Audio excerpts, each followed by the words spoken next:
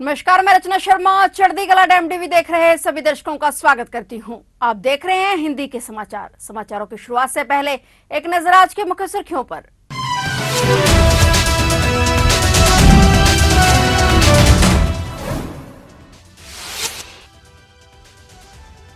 आज पंजाब के पटियाला में पीएम मोदी की महारैली, खुफिया एजेंसियां सतर्क, पंजाब पुलिस और पैरामिलिट्री फोर्स के हवाले पीएम की सुरक्षा।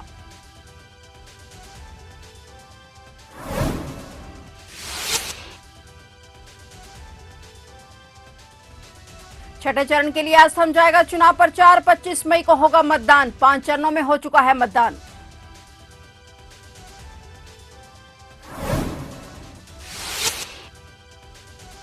ट्रिपल मर्डर से दहला सोनीपत, भाई भाभी और दूध मुहे भतीजे का किया कत्ल। छोटे भाई ने बड़े भाई के परिवार को उतारा मौत के घाट।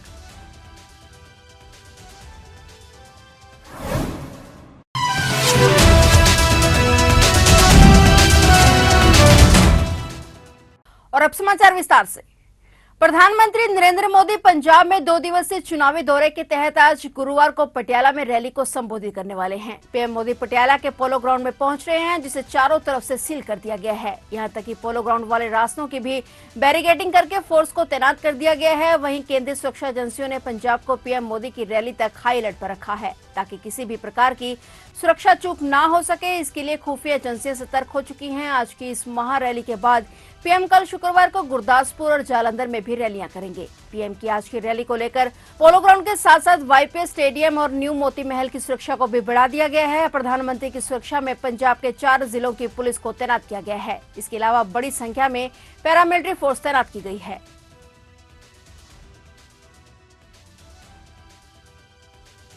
लोकसभा चुनाव के 5 चरणों में मतदान हो चुका है। छठे चरण के लिए 25 मई को मतदान होगा। इसके लिए आज 23 मई को शाम 6 बजे से चुनाव प्रचार थम जाएगा। चुनाव प्रचार की अवधि खत्म होने के बाद इन निर्वाचन क्षेत्र में सभी राजनीतिक दलों के बाहरी कार्यकर्ता और पदाधिकारी की मौजूदगी प्रतिबंधित रहेगी। मुख्य निर्वाचन अधिकारी नवदीप रिनवा ने बताया कि 23 मई की शाम 6 बजे से छठे चरण के लिए चुनाव प्रचार प्रसार संबंधी समस्त गतिविधियों और अभियानों पर प्रतिबंध लग जाएगा। प्रचार अभियान खत्म होने के बाद इन निर्वाचन क्षेत्रों के लिए जिला निर्वाचन अधिकारी सुनिश्चित करेंगे कि राजनीतिक दलों के सभी बाहरी पदाधिकारी और कार्यकर्ता इस दौरान निर्वाचन क्षेत्रों में मौजूद न रहें। वहीं कोई भी राजनीतिक दल वोट की अपील नहीं कर सकेगा और न ही कोई जनसभा और रैली कर सकेगा। लोकसभा सीटों के लिए 162 प्रत्याशी चुनावी मैदान में हैं, जिनमें 146 पुरुष और 16 महिलाएं प्रत्याशी हैं। और 25 मई को होने वाले मतदान में बलरामपुर की गेंसरी विधानसभा उपचुनाव के लिए 7 प्रत्याशी मैदान में है। वहीं लोकसभा चुनाव की 14 सीटों पर मतदान होगा।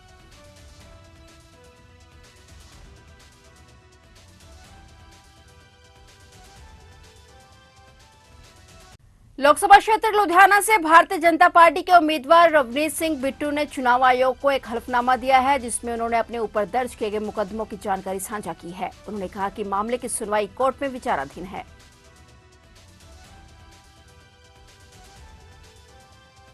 भारतीय जनता पार्टी पंजाब ने लोकसभा क्षेत्र लुधियाना से रवनीत बिट्टू और लोकसभा क्षेत्र संगरूर से भारतीय जनता पार्टी के उम्मीदवार अरविंद खंदान संबंधी चुनाव आयोग के पास एक हलफनामा दायर किया है, जिसमें उन्होंने अपने ऊपर दर्ज हुए मुकदमों की जानकारी साझा की है। उन्होंने कहा कि मामले की सुनवाई कोर्ट में विचाराधीन है।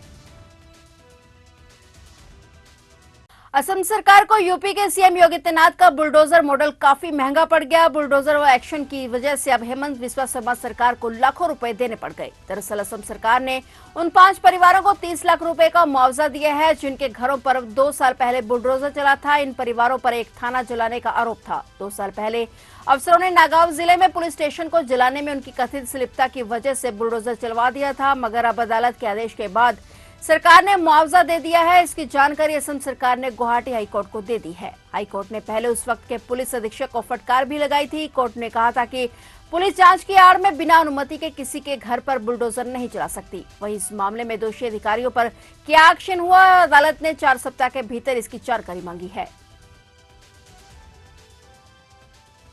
हरियाणा का सोनीपत जिला ट्रिपल मर्डर से दहला गया है और यहाँ पर एक छोटे भाई ने बड़े भाई के परिवार को मौत के घाट उतार दिया है। इस वारदात को अंजाम देने वाला आरोपी मौके से फरार है। वहीं पुलिस मौके पर मौजूद है और हर तरह से केस की जांच की जा रही है। जानकारी के अनुसार सूबे के सोनीपत जिले का यह मामला है। यहाँ पर गाँव बिंद्रौली में सगे भाई ने बड़े भाई, उसकी पत्नी और 3 महीने के बेटे की बेरहमी से हत्या कर दी। आरोपी ने अमरदीप, उसकी पत्नी मधु और 3 महीने के शिवम को तेजधार हथियार से काटकर मौत के घाट उतार दिया। घर में ही आरोपी ने वारदात को अंजाम दिया। घटना के बाद से आरोपी मनदीप मौके से फरार हो गया। सूचना के बाद सोनीपत कुंडली थाना पुलिस की टीम मौके पर पहुंचकर हत्या के पीछे के कारणों का पता लगा रही है। सोनीपत पुलिस ने शवों को कब्जे में लेकर पोस्टमार्टम के लिए सिविल अस्पताल में भिजवा दिया है। उधर घटना के बाद से इलाके में सनसनी फैल गई है। सेक्स स्कैंडल में फंसे हासन के सांसद प्रज्वल रेवन्ना के डिप्लोमेटिक पासपोर्ट को रद्द किया जा सकता है। कर्नाटक की सरकार ने आधिकारिक तौर पर विदेश मंत्रालय से जनता दल सेक्युलर के सांसद प्रज्वल रेवन्ना राजनयिक पासपोर्ट रद्द करने की गुजारिश की थी और कर्नाटक के मुख्यमंत्री सिद्धारमैया ने इस बाबत प्रधानमंत्री नरेंद्र मोदी को भी एक चिट्ठी लिखी है। इस चिट्ठी को लिखकर सिद्धारमैया ने पीएम मोदी से प्रज्वल रेवन्ना के डिप्लोमेटिक पासपोर्ट को रद्द करने की मांग की है। बता दें कि इससे पहले इस प्रकरण की जांच कर रही एसआईटी की टीम ने भी विदेश मंत्रालय से विदेश में छिपे रेवन्ना के पासपोर्ट को रद्द करने की सिफारिश की थी। इससे पहले कर्नाटक में बेंगलुरु की एक अदालत ने जनता दल सेक्युलर के वरिष्ठ नेता और पूर्व मंत्री एचडी रेवन्ना को यौन उत्पीड़न मामले में जमानत दी थी। सिद्धारमैया ने पीएम मोदी को लिखे गए अपने पत्र में लिखा कि भारत में प्रज्वल रेवन्ना की वापसी सुनिश्चित करने के लिए त्वरित और ठोस कार्रवाई की जाए। बता दें कि प्रज्वल रेवन्ना फिलहाल भारत से दूर विदेश में छिपा हुआ है। आम आदमी पार्टी की राज्यसभा सांसद स्वाति मालीवाल से मारपीट के मामले में दिल्ली पुलिस की जांच की आंच अब केजरीवाल के परिवार तक पहुंच गई है। इस मामले में दिल्ली पुलिस आज अरविंद केजरीवाल के माता-पिता और उनकी पत्नी सुनीता केजरीवाल से पूछताछ करने वाली थी, लेकिन दिल्ली पुलिस सूत्रों से मिली जानकारी के मुताबिक आज सीएम आवास नहीं जाएगी। आज पुलिस केजरीवाल के माता-पिता के बयान दर्ज नहीं करेगी। लोकसभा चुनाव में जीत हासिल करने के लिए भाजपा के स्टार प्रचारक प्रधानमंत्री नरेंद्र मोदी लगातार चुनाव प्रचार कर रहे हैं। इसी बीच वे 26 मई को यूपी के मऊ दौरे पर रहेंगे। यहां पर पीएम धोसी लोकसभा क्षेत्र से आयोजित जनसभा को संबोधित करेंगे और एनडीए प्रत्याशी के पक्ष में वोट की अपील करेंगे। पीएम के आगमन को लेकर सभी तैयारियां की जा रही हैं। उनकी सुरक्षा व्यवस्था के पुख्ता इंतजाम किए जाएंगे। बता दें कि पीएम नरेंद्र मोदी 26 मई को मऊ जिले के घोंसी लोकसभा क्षेत्र में रैली करेंगे। यहां पर रतनपुरा के मेउड़ी ग्राम सभा में कार्यक्रम का आयोजन किया जाएगा। पीएम यहां एनडीए प्रत्याशी अरविंद राजभर के पक्ष में जनसभा को संबोधित करेंगे। लोकसभा चुनाव के 5 चरणों के मतदान हो चुके हैं। छठे चरण के लिए 25 मई को मतदान होगा। वहीं घोंसी लोकसभा क्षेत्र में 1 जून यानी 7वें चरण में मतदान होगा। 1 जून को अंतिम चरण है और 4 जून को चुनाव के नतीजे घोषित किए जाएंगे।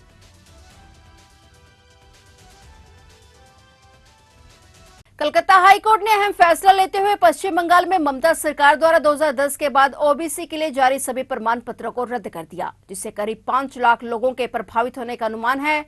हाईकोर्ट के फैसले पर कड़ी आपत्ति जताते हुए सीएम ममता बनर्जी ने इसे भाजपा का फैसला करार दिया और कहा कि वे कलकत्ता हाईकोर्ट के फैसले को स्वीकार नहीं करेंगी। उन्होंने ये भी संकेत दिया कि सरकार इस आदेश को सुप्रीम कोर्ट में चुनौती देगी। पश्चिम बंगाल की मुख्यमंत्री ममता बनर्जी ने कहा कि राज्य में ओबीसी आरक्षण जारी रहेगा और क्योंकि इससे संबंधित विधेयक संविधान की रूपरेखा के भीतर पारित किया गया था। उन्होंने कहा कि हमने घर घर सर्वेक्षण करने के बाद विधेयक बनाया था और उसे मंत्रिमंडल और विधानसभा ने पारित किया था। उन्होंने कहा कि यदि जरूरत पड़ी तो हम इस आदेश के खिलाफ ऊपरी अदालत तक जाएंगे।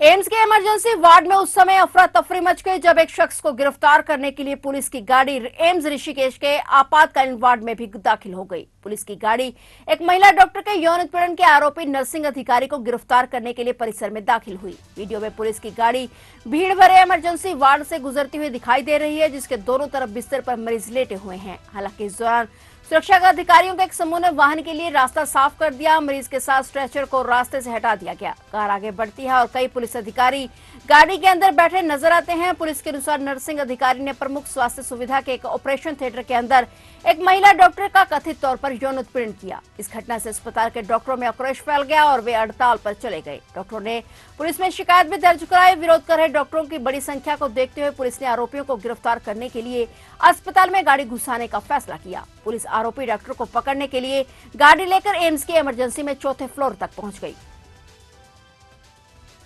पंजाब स्टेट पावर कॉर्पोरेशन के अधिकारियों द्वारा महानगर लुधियाना के अधिकतर इलाकों में बिजली की लगातार बढ़ती डिमांड को पूरा करने के लिए शहर के विभिन्न इलाकों में आए दिन नए नए प्रोजेक्ट लगाए जा रहे हैं। इसी कड़ी में विभाग के चीफ इंजीनियर इंद्रपाल सिंह की अगुवाई में पंजाब स्टेट पावर कॉर्पोरेशन ने एसई ईस्ट सुरजीत सिंह की टीम द्वारा नूरवाला इलाके में लगे हुए बिजली के 20 MVA ट्रांसफार्मर की क्षमता को बढ़ाकर 31.5 तक किया जा रहा है, जिसका काम करीब एक हफ्ते में मुकम्मल कर लिया जाएगा। इलाके में उक्त प्रोजेक्ट शुरू होने पर न केवल बिजली के बढ़ते लोड की समस्या को लगभग खत्म कर लिया जाएगा, बल्कि इस प्रोजेक्ट से इलाके की इंडस्ट्रीज और घरेलू उपभोक्ताओं को भी बड़ी राहत मिल सकेगी। विभाग द्वारा प्रत्येक उपभोक्ता को डिमांड के मुताबिक बिजली मुहैया करवाने के लिए युद्ध स्तर पर प्रयास किए जा रहे हैं। फिलहाल हिंदी के समाचारों में इतना ही, और नए समाचारों के साथ फिर से हाजिर होंगे। तब तक के लिए देखते रहिए चढ़ती कला टाइम टीवी और मुझे दीजिए इजाजत। धन्यवाद।